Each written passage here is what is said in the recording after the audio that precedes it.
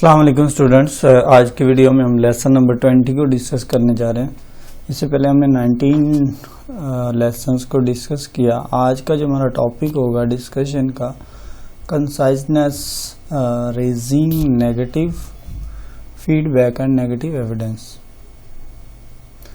मतलब second language में इसका क्या रोल होता है, और जब आप किसी को कोई चीज़ बताते हैं तो आप उसका जो एविडेंस होता है या आपका उसका जो फीडबैक होता है वो किस शेप में आपको मिलता है। तो सेकंड लैंग्वेज में फीडबैक उसी सूरत फ्रूटफुल होगा जब आप उसको समझेंगे और दूसरा बंदा भी उस समझने के अहल होगा। तो आइए इसको डिस्कस करते हैं। सबसे पहले इसमें एक मेजर राइटर है मैकीस 99 में, उसने जो evidence the, evidence that taking part interaction can facilitate second language development.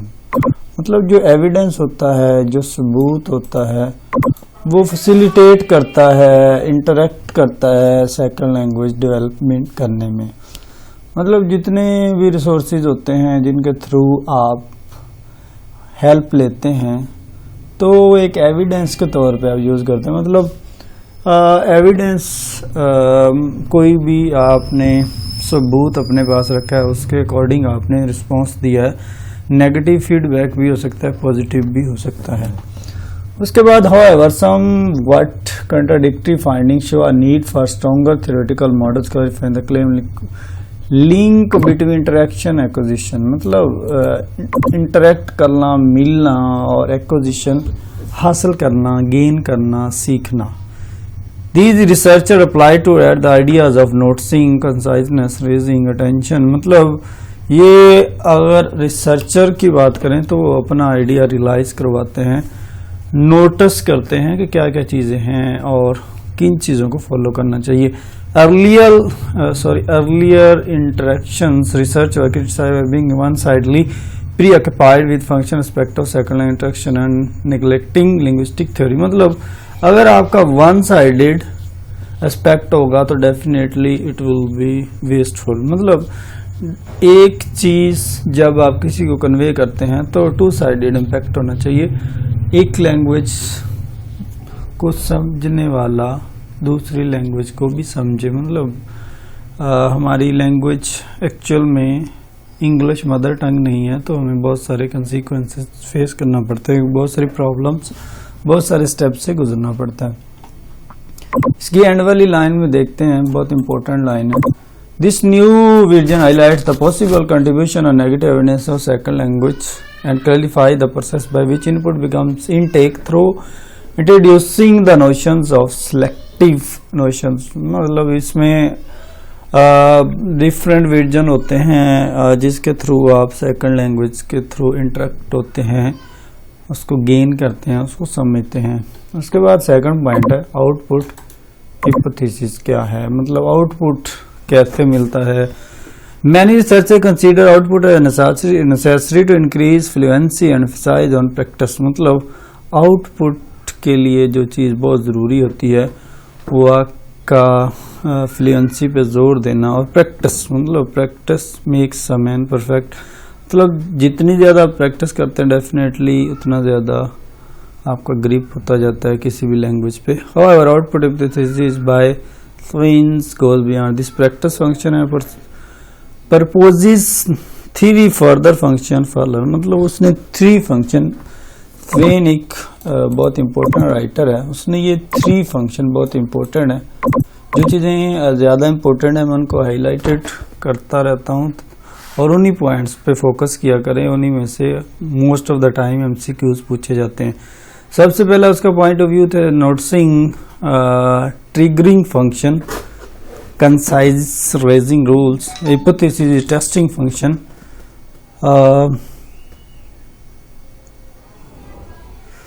The multilinguistic function, reflective rules. मतलब उसने 3 डिफरेंट रूल्स बताए। हाइपोथेसिस वैसे होता है कि सपोज करना, तजर्बा करना, मतलब कोई भी चीज़ हो सकती है। और ये जस्ट एक लैंग्वेज में नहीं, बहुत सारी लैंग्वेजेस में हो सकता है।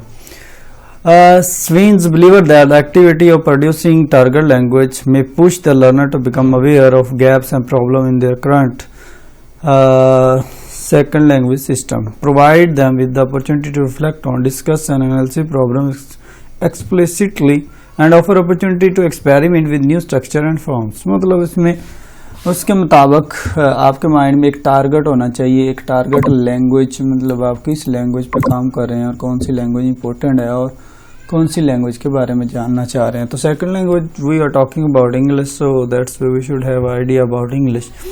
These are increasing important topic in debates. मतलब फीडबैक क्या है, रिकास्ट क्या है, negative evidence in first language. मतलब पहली लैंग्वेज को कंपेयर करें तो सेकंड लैंग्वेज में क्या आपको एविडेंस मिलते हैं, मतलब इनका कंपैरिजन क्या है। Theorists arguing for strongly Matist model, claiming that language is simply not learned away from normal input that provide positive evidence and lacks negative evidence। उसके मुताबिक ये बहुत इंपॉर्टेंट लाइन है। उसमें इसने ये बताया है कि जो लैंग्वेज है ना सिर्फ सिंपली लर्नेबल है आपके नॉर्मल इनपुट से, बल्कि पॉजिटिव फीड्स और नेगेटिव एविडेंस बहुत इंपॉर्टेंट है। मतलब जैसे आप किसी से बात करते हैं तो अगर आपका आइडिया क्लियर हो जाता है, आपकी बात किसी तक पहुंच जाती है और आपको रिप्लाई मिल जाता है, तो definitely it will be your successful communication. मतलब वो एक आपकी ऑथेंटिक बात होती है जो दूसरों तक पहुंच जाती है और आपको उसका आंसर भी मिल जाता है। तो अगर हो सकता है, ज़रूरी नहीं कि वो सारी बातें दूसरा आपकी समझे, वो उसको नहीं भी समझ आ सकती।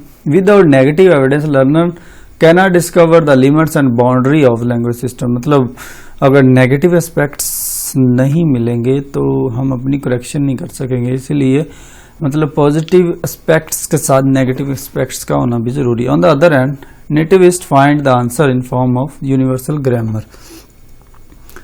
तो उसके बाद सेकंड पैराग्राफ को देखें।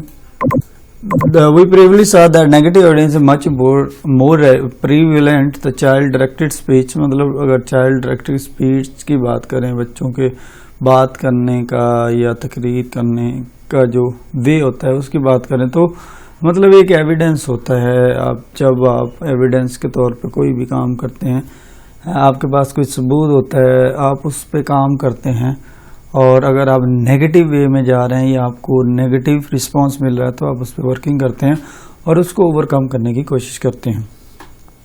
ये पैराग्राफ इतना इम्पोर्टेंट नहीं है, इसमें कुछ लाइंस हैं जो मैं हाईलाइट कर देता हूं जिनको आपने रीड करना है। To explore this question Oliver's study provide significant finding indicate that more than 60% of the errors by non native speakers children receive negative feedback from their native speaker partners. मतलब वो कह रहा है कि 60% ऐसा पाया जाता है कि आप नेगेटिव फीडबैक रिसीव करते हैं अपने पार्टनर से या अपने नेटिव स्पीकर से। मतलब होता ही है कि आप कोई भी बात करते हैं किसी से तो ज़रूरी नहीं होता कि आपको पॉजिटिव वे में ही रिस्पॉन्स मिले, हो सकता है। अकॉर्डिंग टू दैट रिसर्चर, इसने ये कहा कि 60% जो आपका रिस्पॉन्स आपको मिलता है वो नेगेटिव वे में होता है। उसके बाद the most frequent word negotiation of some kind recast usually occurred in response of utterances containing signal errors in association with particular types of grammar mistakes।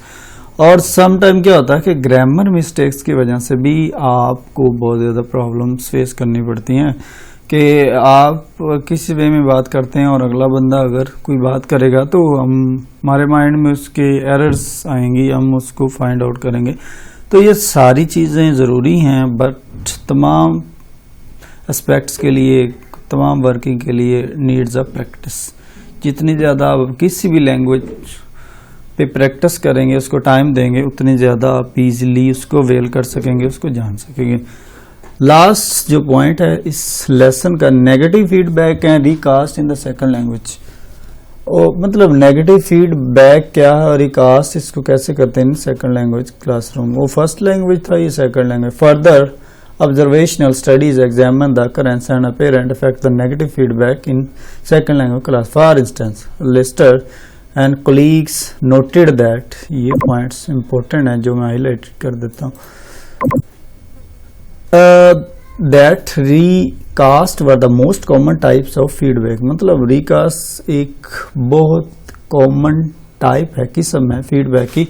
However, recast were much less likely to lead immediate self correction by the students। मतलब ये बच्चों की इस्लाह करने के लिए बहुत important point है जिसको बच्चों को नोट करना चाहिए। The further analysis reported that feedback provided by teachers varied according to the type of error that had been made. मतलब ये किस्म की एरर है जिसके मुताबिक बच्चे अपने करेक्शन कर सकते हैं, जो भी गलतियां करते हैं उनके बारे में सीख सकते हैं। Teachers were more likely to respond lexical error with the negotiation clarification request whereas the respond to grammatical and phonological error were recast। recast were seen as a negative aspect। ये लास्ट 4-5 जो lines हैं बहुत important है recast के हवाले से।